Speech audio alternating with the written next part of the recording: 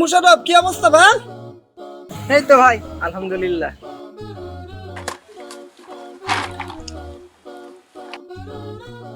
খেতে তো ভালোই বাদাম। আপকে যে কমলা দে তো। কমলা দিব? আচ্ছা ঠিক আছে।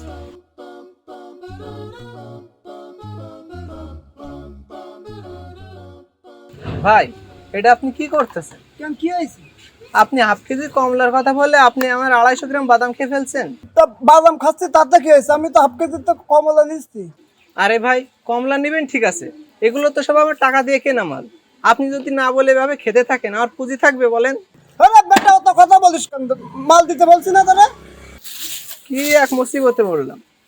এভাবে কারো জিনিস না বলে খাওয়া ঠিক না। হয়েছে হয়েছে, আর জ্ঞান দিস না, দে মাল দে। ঠিক আছে ভাই, নেন। ঠিক আছে, বিদায়। তোর দোকানে আর আমি আসবো না, এই শেষ। আরে ভাই, আসবেন আর না আসবেন সে আপনার ব্যাপার। আপনি যে আমার মালগুলো খেয়ে ফেললেন, 250 গ্রাম বাদাম খেয়ে ফেলছেন, এটার বিল কে দিবেন? বেটা, অত কথা কইস কেন? দে আমার টাকাটা ফেরত দে।